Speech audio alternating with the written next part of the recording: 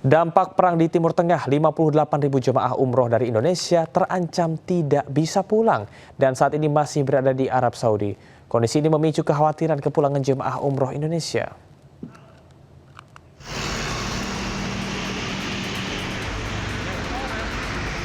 Berdasarkan data sistem komputerisasi pengelolaan umroh dan haji khusus, sebanyak 58.873 jemaah umroh Indonesia masih berada di Arab Saudi. Sebagian di antaranya merupakan warga Kabupaten Purwakarta. Saat ini satu rombongan yang menggunakan penerbangan transit via Qatar masih tertahan di Madinah. Selain itu, rencana keberangkatan awal April dengan 30 calon jemaah berpotensi ditunda hingga Juni 2026 menunggu kondisi keamanan lebih kondusif. Pihak travel menegaskan tidak akan mengambil keputusan sepihak terkait keberangkatan selanjutnya. Seluruh langkah menunggu arahan resmi dari Kementerian Agama dan Asosiasi Penyelenggara Umroh. Sementara Kepala Kantor Kementerian Haji Kabupaten Purwakarta Syamsi Mufti mengimbau masyarakat untuk sementara menunda keberangkatan umroh demi keselamatan bersama. Meski kawasan Timur Tengah kini tidak aman dilalui penerbangan sipil, tidak sepenuhnya menghentikan aktivitas penerbangan jemaah umroh dari dan ke Indonesia. Penerbangan umroh yang dilayani penerbangan langsung melalui rute penerbangan di atas Yaman masih bisa dilakukan dua maskapai penerbangan, yaitu Garuda dan Lion Air. Ketua Umum Aliansi Pengusaha Haramain Seluruh Indonesia Amaluddin Wahab berharap calon jemaah umroh bisa bersabar jika ingin menjadwalkan ulang perjalanan umroh karena saat ini masih dilakukan koordinasi dengan pihak Kementerian Haji di Indonesia dan Arab Saudi pasca konflik perang di kawasan Timur Tengah. Kami menghimbau kepada Sebelumnya Wakil Menteri Haji dan Umroh Daniel Anzar Simanjuntak mengimbau jemaah umroh yang dijadwalkan berangkat dalam waktu dekat untuk menunda keberangkatannya. Kami menghimbau kepada seluruh jamaah umroh yang akan berangkat dalam waktu dekat untuk menunda keberangkatan sementara sampai dengan waktu yang tidak ditentukan atau sampai dengan kondisi sangat kondusif untuk keamanan dan kenyamanan seluruh warga negara Indonesia yang akan menunaikan ibadah di Tanah Suci.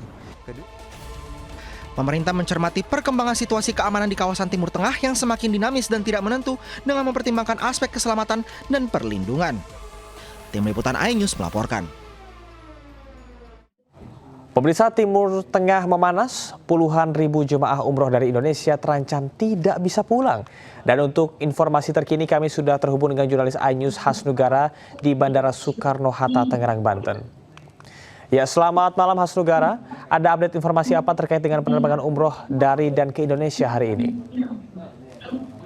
Ya, selamat malam Camat dan juga pemirsa. Dapat kami laporkan memang akibat dampak dari memanasnya situasi Timur Tengah membuat rute penerbangan tujuan Timur Tengah maupun kedatangan dari Timur Tengah menuju Bandara Soekarno-Hatta mengalami terdampak.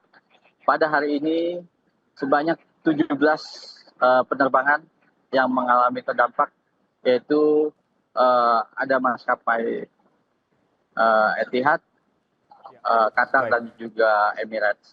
Masing-masing memang melayani untuk rute Doha, Dubai dan juga Abu Dhabi. Untuk perkembangan situasi jemaah umroh, memang pada hari ini tadi sempat sudah dibuka. Kami pada pagi, siang dan juga pada malam tadi, mengingat mereka dilayani oleh maskapai Saudi Airlines yang artinya penerbangan secara langsung ke tujuan Jeddah. Untuk situasi kedatangan para jemaah sendiri memang masih dikabarkan informasinya sulit untuk kembali dikarenakan situasi masih belum dipastikan keamanannya. Baik, Hasnugara, melihat adanya penundaan yang dilakukan, apakah Anda melihat adanya penumpukan masyarakat ataupun juga penumpang di Bandara Internasional Soekarno-Hatta saat ini atau sudah mulai terurai? Ya, akibat dampak dari batalnya beberapa penerbangan rute Timur Tengah, memang masing-masing maskapai memberikan opsi kepada para penumpang yang menuju Timur Tengah. Mereka disarankan untuk melakukan reschedule, refund atau melakukan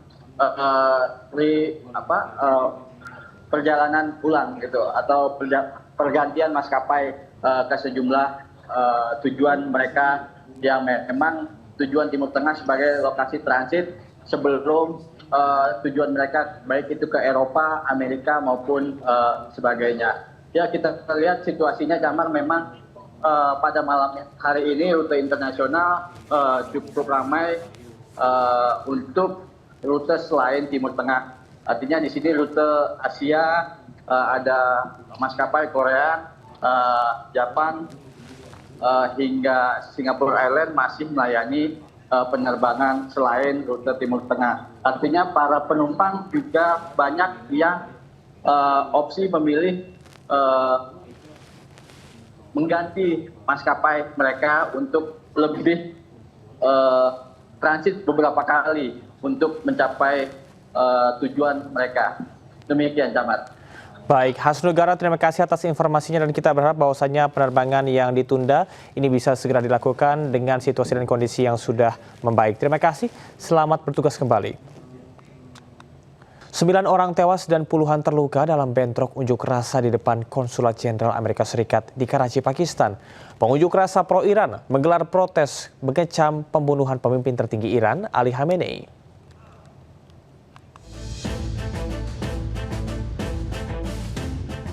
Bentrok pengunjuk rasa pro-Iran dengan polisi Pakistan bersenjata lengkap pecah di depan Konsulat Jenderal Amerika di Karachi, Pakistan. Pengunjuk rasa melemparkan batu ke arah polisi. Setidaknya 9 orang tewas dan 25 orang terluka akibat bentrok. Demonstran pro-Iran mengecam pembunuhan pemimpin tertinggi Iran, Ali Khamenei. Aksi yang sebelumnya berlangsung damai memanas setelah pengunjuk rasa merangsek dan merusak pagar besi di depan konsulat. Unjuk rasa dengan cepat menyebar ke sejumlah wilayah lain di Pakistan. Konsulat Amerika di Lahore serta kantor misi diplomatik Amerika di Islamabad dan Peshawar juga dilaporkan diserbu pengunjuk rasa. Kedutaan Besar Amerika di Pakistan mengeluarkan peringatan keamanan bagi warganya yang berada di Pakistan. Kilang minyak Saudi Aramco berhenti beroperasi usai kena serangan pesawat nirawak atau drone. Saudi Aramco menghentikan sementara operasi kilang minyak mereka.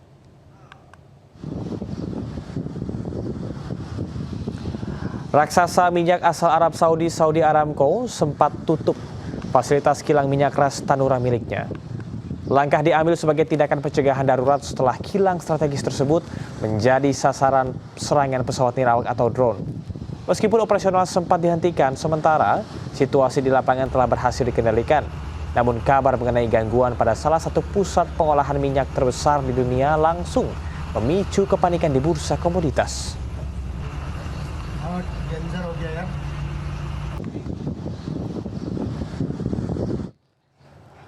Sebuah kapal tanker minyak diserang di Selat Hormuz. Insiden tersebut menyebabkan 4 awak kapal mengalami luka-luka dan seluruh kru dievakuasi.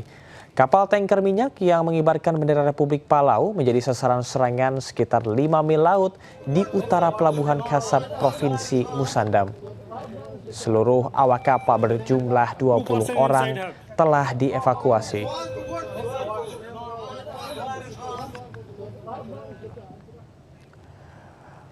Kepala Staf Angkatan Pertahanan Israel, Eyal Zamir, memerintahkan pasukannya untuk bersiap menghadapi pertempuran sengit selama berhari-hari dan mengumumkan peluncuran kampanye ofensif terhadap Hizbullah di Lebanon.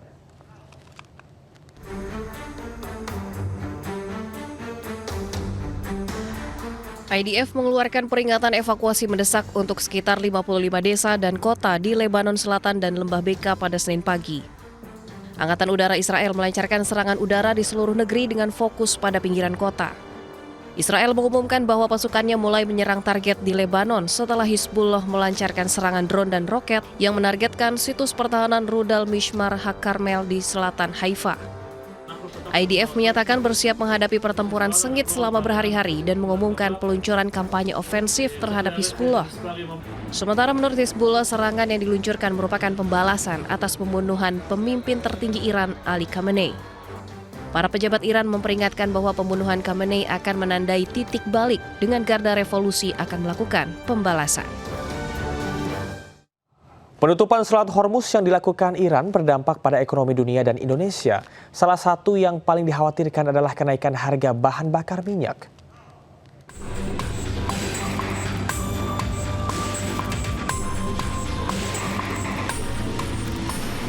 Iran menutup Selat Hormuz sebagai bentuk balas dendam atas serangan Amerika Serikat dan Israel.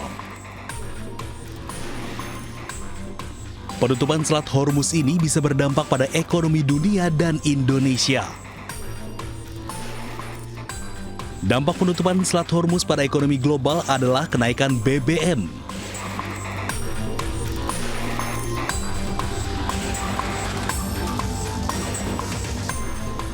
Penutupan Selat Hormuz juga akan berdampak pengiriman logistik dari Timur Tengah ke Eropa dan Amerika.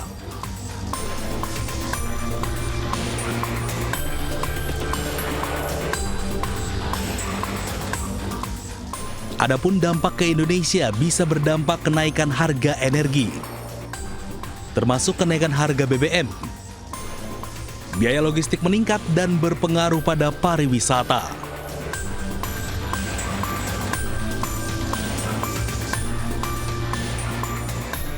Jika konflik ini berkepanjangan, bukan tidak mungkin harga minyak akan naik, bahkan pasokan akan berhenti. Sebab sebagian besar ekspor minyak dari negara-negara besar regional harus melewati Selat Hormuz. Di antaranya ekspor minyak dari Arab Saudi, Irak, Uni Emirat Arab, Qatar, Iran, dan Kuwait.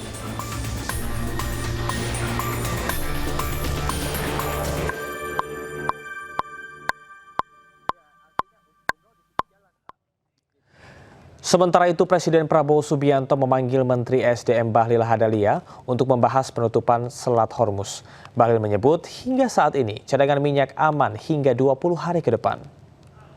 Mungkin menyangkut dengan kondisi terkini geopolitik ya, menyangkut dengan penutupan Selat Hormuz di Iran. Karena ini kita antisipasi tentang pasokan minyak dunia.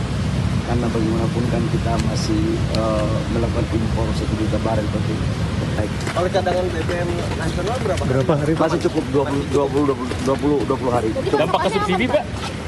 Sampai dengan hari ini nggak ada masalah. Tapi kan harga dunia kan pasti akan terjadi koreksi ketika kondisi geopolitik yang tetap terus memanas di Timur Tengah. Alternatif